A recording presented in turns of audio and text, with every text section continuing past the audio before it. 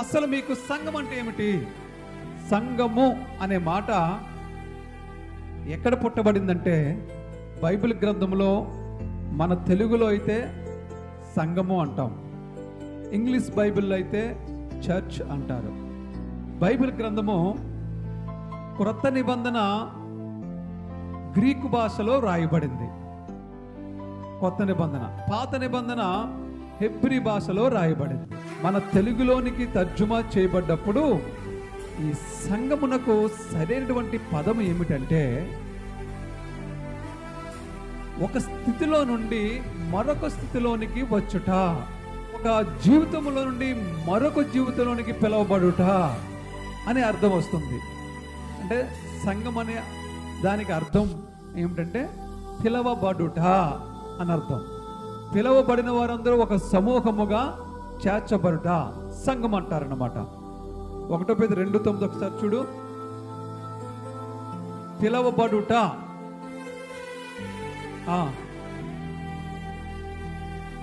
చాలు.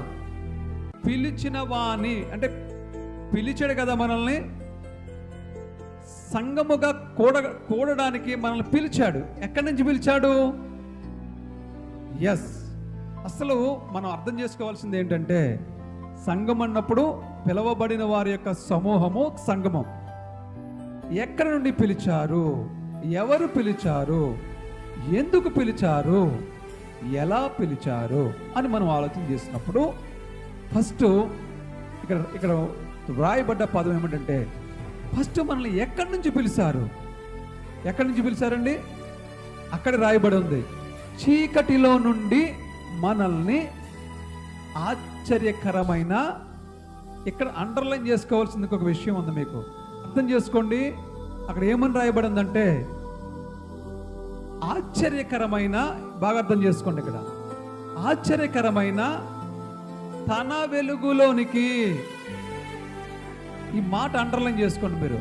తన వెలుగులోనికి, ఆశ్చర్యకరమైన తన వెలుగులోనికి. ఈ 3 పదాలని మనం ఒక పక్కన పెడితే అంటే ఏంటి అర్థం? ఏంటి అక్కడ అంటే ఒక వెలుగు వేరే ఉంది, అర్థమవుతుందా మీకు? ఇంకొక వెలుగు ఉంది. ఈ వెలుగు మాత్రం ఎవరిది? తన అంటే ఎవరు? తన అంటే యేసు ప్రభు. ఆశ్చర్యకరమైన వెలుగులోనికి ఇక్కడ స్పష్టంగా రాశారు అంతే. అలా కాకుండా మామూలుగా రాసేచ్చు కదా, చీకటిలో ఉన్న మిమ్మల్ని వెలుగులోనికి పిలవడానికి అని రాసేచ్చు కదా.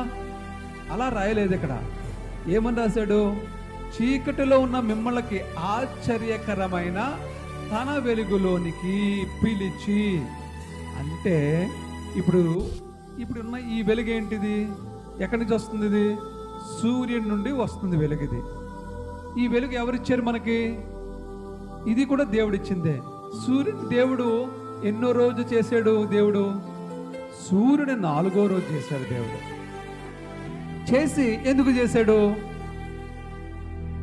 ఈ ప్రపంచానికి వెలుగు ఇవ్వడానికి. దేవునికి మహిమ కలుగునగాక. హల్లెలూయా. సూర్యుడు వెలుగునివ్వడానికి దేవుడు చేశాడు. ఆ వెలుగు ఇప్పుడు మనకి ఇస్తుంది. ఓకే, ఈ వెలుగులో మనం ఉన్నాం. ఓకేనా? ఇప్పుడు ఇక్కడ మీరు చదివినటువంటి వాక్యంలో ఉన్న వెలుగు, ఈ వెలుగు ఒక్కటి కాదు. అర్థమవుతుందా మీకు? ఆశ్చర్యకరమైన తన వెలుగులో అన్నది వేరు, ఈ సూర్యుడి ద్వారా దేవుడిచ్చిన వెలుగు వేరు. ఈ వెలుగు వేరు, ఆ వెలుగు వేరు. ఎక్కడి నుంచి పిలిచానని చెప్పండి ఒకసారి. చీకటిలోనే పిలిచాడు. అంటే రాత్రులు మనం నిద్రపోతున్నప్పుడు చీకట్లో ఉన్న మనం చీకటి పడిపోయిన తర్వాత రాత్రులు మనం పిలిచాడా? చెప్పాలి. అంటే ఆ చీకటి వేరు, ఈ చీకటి వేరు. ఆ చీకటికి ఈ చీకటికి సంబంధం లేదు. ఆ వెలుగుకి ఈ వెలుగుకి సంబంధం లేదు. ఈ వెలుగు వెలుగే, ఈ చీకటి చీకటి. ఇవి కూడా దేవుడే ఇచ్చాడు. అవి చీకటి అంటే ఏంటంటే అంధకార సంబంధమైనటువంటి పాపములో ఉన్న మనల్ని, అంటే చీకటికి సాదృశ్యం ఏమిటంటే పాపము, వెలుగుకు సాదృశ్యం ఏమిటంటే దేవుని సన్నిధికి. దేవుని సన్నిధికి మనల్ని పిలిచాడు దేవుడు. దేవునికి మహిమ కలుగునుగాక. పాపం అనే చీకటిలో నుండి దేవుని సన్నిధి అనే వెలుగులోనికి దేవుడు మనల్ని పిలిచాడు. అలా పిలిచినటువంటి సమూహమే ఒక సంఘము. దేవునికి మహిమ కలుగునుగా. మరి సంఘం అంటే మీకు భయం ఉన్నదా? అసలు సంఘం అంటే భయం ఉన్నదా?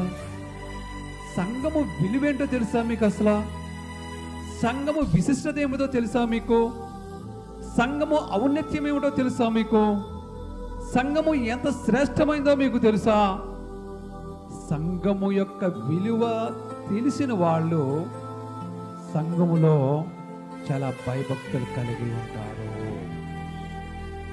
సంఘము విలువ తెలియని వాళ్ళు మాత్రమే సంఘములో ఇష్టానుసారంగా ఉంటారు. అంతే కదా? ఏదైనా ఒక విలువ తెలిస్తేనే కదా నువ్వు ఆ వస్తువు యొక్క జాగ్రత్త పడతావు. నువ్వు దాని విలువ తెలియకపోతే నువ్వేం చేస్తావు చెప్పండి? ఏమైనా చేస్తావా? నువ్వు ఏం చేయగలవు? మనకు విలువైన వస్తువు మన దగ్గర ఉన్నాకో దాన్ని భద్రంగా దాస్తాం. అది విలువ కాదో మనకు తెలియనప్పుడు దాన్ని విడిచిపెట్టేస్తాం. మనకు అసలు తెలియని, మనకు చాలా ఉంటాయి తెలియని, తొక్కుకుంటూ పోతాం. ఆ విలువైన సంగతి మనకు తెలీదు. ఎన్నో తొక్కుకుంటూ పోతాం మనం. ఎన్నో ఉంటాయి మనకు తెలియకుండా, వాటిని మనం పట్టించుకోము. అట్లా విలువేంటో మనకు తెలియదు. కాబట్టి తెలిస్తే అప్పుడు మనం ఏం చేస్తామండి? అమ్మో, ఇలాంటి దాన్ని మనం వదిలేసాం, ఇలాంటి వస్తువునే మనం వదిలేసాం అంటే విలువ. ఆ విలువ తెలిసినప్పుడు మనం దాన్ని కాపాడుకుంటాం. విలువ తెలియకపోతే మనం దాన్ని విడిచిపెట్టేస్తాం. సంఘము విలువ నీకు తెలుసా?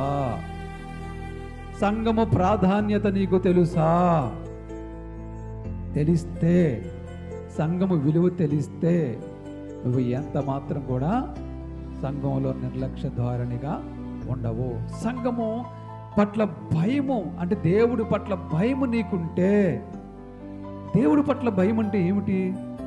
దేవుడి పట్ల భయం అంటే ఏమిటి? నువ్వు ప్రతిరోజు కూడా దేవుడు నన్ను చూస్తున్నాడు, దేవుడు నాలో ఉన్నాడు, దేవుడు నాతో ఉంటున్నాడు, నేను నడుస్తున్న నా నడకను, నా మాటను, ప్రతి చర్యను దేవుడు చూస్తున్నాడు అని గాని నీకు స్పృహలో జీవిస్తే నువ్వు దేవుని యందు భయభక్తులు కలిగి ఉన్నట్లు. అర్థమవుతుందా మీకు? దేవుని యందు భయం ఉంది నాకు అంటున్నావు. అసలు ఏం భయం అంటే ఏంటంటే ఇప్పుడు నేను చెప్పిందే. దేవుడు నన్ను చూస్తున్నాడు అనే స్పృహలో నువ్వు ఉంటే నీకు దేవుని భయం ఉన్నట్లు. దేవునికి మహిమ కలుగును గాక. దేవుని యందు భయభక్తులు కలిగి ఉండుటే జ్ఞానమునకు మూలము అని రాయబడి ఉంటుంది. ఆ జ్ఞానము నీకు వచ్చినప్పుడు నీకు సర్వసంపదలు వస్తాయని దేవుడు చెప్తున్నాడు. అంటే ఇప్పుడు ఒకదానికొకటి లింక్ ఇది. నీకు దేవుని భయం ఉంటే నీకు జ్ఞానం వస్తుంది. జ్ఞానం వస్తే నీకేం వస్తుంది? సర్వసంపదలు వస్తాయి. జ్ఞానం ఎంత విలువైందో చెప్తాను మీకు. సామెతల గ్రంథము 8వ అధ్యాయము 17వ వచనం దగ్గర చదువు. జ్ఞానం అంటుంది, ఇప్పుడు నువ్వు చదివే ఈ మాటలు ఎవరు చెప్తున్న జ్ఞానం అంటుందన్నమాట. ఏమంటుంది జ్ఞానం? నన్ను ప్రేమించిన వారిని నేను ప్రేమించున్నాను, నన్ను జాగ్రత్తగా వెతుకువారు నన్ను కనుగొందురు. ఇగో జ్ఞానం అంటుంది, నన్ను ఎవరు ప్రేమిస్తారో వారిని నేను ప్రేమిస్తాను, నన్ను జాగ్రత్తగా వెతికితే వాళ్ళకి నేను దొరుకుతాను. తర్వాత ఐశ్వర్యము, ఘనతలను, స్థిరమైన కలిమియు, నీతియు నా యొద్ద ఉన్నవి. చూసారండి, జ్ఞానము దగ్గర ఏమున్నాయటండి? ఐశ్వర్యం ఉందంట, ఘనత ఉందంట, స్థిరమైన కలిమి. ఇది అండర్లైన్ చేసుకోండి. చాలామంది సంపాదిస్తారు కానీ దాన్ని కాపాడుకోలేరు. చాలామంది సంపాదిస్తారు. చాలామంది ఉన్నారు. రిలయన్స్ అనిల్ అంబానీ ఉన్నాడు. ముఖేష్ అంబానీ, అనిల్ అంబానీ అంటే ఇద్దరు అన్నదమ్ముళ్ళు. తల్లి ఇద్దరికి చెరుకో 40,000 కోట్లు పంచిపెట్టింది. తల్లి చెరో 40,000 కోట్లు పంచిపెడితే పెద్ద కుమారుడు ముఖేష్ దాన్ని ఇప్పుడు ఒక 6 లక్షల కోట్లు చేశాడు. ఎన్ని లక్షలమ్మా? 40,000 కోట్ల రూపాయల్ని 6 లక్షల కోట్లకు చేశాడు. చిన్న కొడుకు అనిల్ అంబానీ ఏం చేశాడు తెలుసా? జీరో చేశాడు. ఏం చేశాడు? జీరో చేసి ఈ రోజున దివాళా తీశాడు. స్థిరమైన సంపద ఎవరు ఇవ్వాలండి? దేవుడు ఇవ్వాలి. దేవుడు అంటే నీకు దేవుడు ఎందుకు భయభక్తులు కలిగి ఉంటే జ్ఞానం వస్తుంది. ఆ జ్ఞానంలోంచి నీకు సంపద వస్తుంది. జ్ఞానం చెప్తుంది ఇక్కడ ఏమని? ఐశ్వర్యము ఘనతైలును స్థిరమైన కలిమియు నీతియు నా యొద్దున్నవి. ఎవరి యొద్దున్నాయి?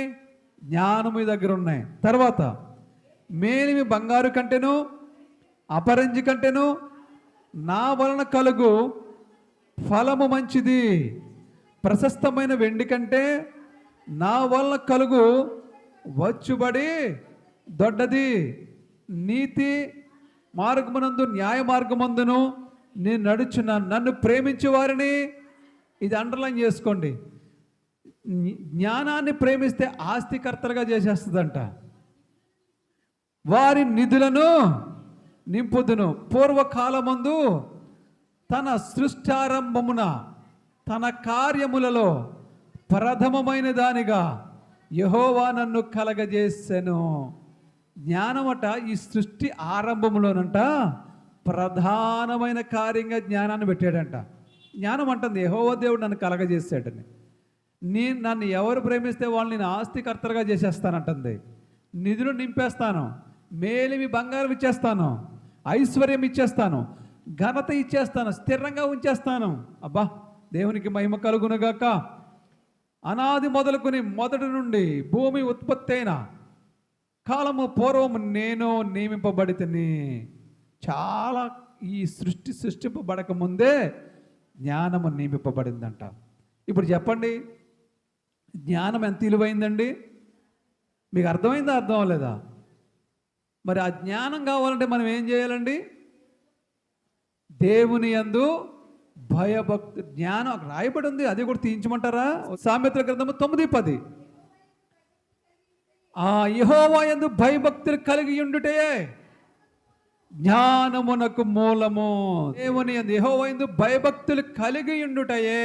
భయము భక్తి రెండు కలిగి ఉంటే మీకు జ్ఞానం వస్తుంది. జ్ఞానం వస్తే సర్వ సంపదలు వస్తాయి. భయం అంటే ఏమిటండి? నేను భయంతోనే ఉన్నానండి యేసు ప్రభు దగ్గర అని నువ్వు అనుకుంటున్నావా? భయం అంటే ఏం కాదు. నిత్యము దేవుని శక్తి మనల్ని ఆవరించి ఉన్నదనే స్పృహ మనకు ఉండాలి. నిత్యము దేవుడు మనల్ని ఆవరించి ఉన్నాడనే స్పృహ నీకు ఉండాలి. నిత్యము దేవుడు నిన్ను చూస్తున్నాడనే స్పృహ నీకు ఉండాలి. నిత్యము దేవుడు మనల్ని గమనిస్తున్నాడనే స్పృహ నీకు ఉన్నప్పుడు నీవు భయపడతావు దేవునికి. ఆ భయము నీలో ఉంటే, ఆ భయము నాలో ఉంటే మనకి జ్ఞానం వస్తుంది. ఆ జ్ఞానం మనకు వస్తే సర్వ సంపదలు కూడా దేవుడు మనకిస్తాడు. దీనికి ఉదాహరణ కదా సొలొమోను ఏం కోరుకున్నాడండి? జ్ఞానం కోరుకుంటే దేవుడు ఏమిచ్చాడు? మరి ఇంకా సాక్ష్యం మనకి ఇంకేమైనా కావాలా? ప్రూఫ్ కావాలా? మనకి అక్కలొద్దు కదా. అంటే నీవు దేవుని యందు భయభక్తులు కలిగి ఉంటే దేవుడు నీకు సర్వ సంపదలు ఇస్తాడు. నేను దేవుడు యందు భయభక్తులు కలిగి ఉంటే దేవుడు నాకు సర్వ సంపదలు ఇస్తాడు. నాకు సర్వ సంపదలు అక్కర్లొద్దు అన్నవాళ్ళు మాత్రం సంఘంలో దేవుడి మీద భయం లేకుండా ఉండొచ్చు. మీకు సర్వ సంపదలు వద్దు, నాకు జ్ఞానం వద్దు అనుకున్న వాళ్ళు మాత్రం మీరు ఎవరైనా ఎలాగైనా ఉండొచ్చు. ఉంటారా అలాగా? Very good. ఉండరని నాకు అర్థమైంది. మౌనము అర్ధాంగీకారము. మౌనంగా ఉంటే దాని అర్థం ఏమిటంటే సగం పని అయిపోయినట్టే. అర్థమవుతుందా? అంటే సగం సక్సెస్ అయిపోయినట్లే. లేదంటే ముందే లేదని వస్తాడు కదా. మౌనం అర్ధాంగీకారం. ఇంక దాన్ని ఫుల్గా ఫిల్ఫిల్ చేయొచ్చు. ఇంకా దేవునికి మహిమ కలుగునుగా. కాబట్టి మౌనం వహించడం మంచిదే దేవునికి. అంటే అంటే దేవుని గురించి చెప్పడంలో మౌనం వహించొద్దు. సరే, సంతోషం, మంచిది. ఇప్పుడు పిలువబడిన మనము చీకటిలో నుండి వెలుగులోనికి పిలువబడిన మనము దేవుని యందు భయభక్తులు కలిగి ఉండడమే సంఘము యొక్క లక్షణాల్లో మొదటిది. చీకటిలో నుంచి మనల్ని ఎవరు పిలిచారు? యేసు ప్రభు పిలిచాడు. ఎందుకు పిలిచాడు చెప్పండి ఇప్పుడు? ఆయన గుణాతిశయములను ప్రసరింపు చేయ నిమిత్తము ఏర్పరచబడిన వంశమును యాజక సమూహము. చాలు, దేవునికి మహిమ కలుగును గాక.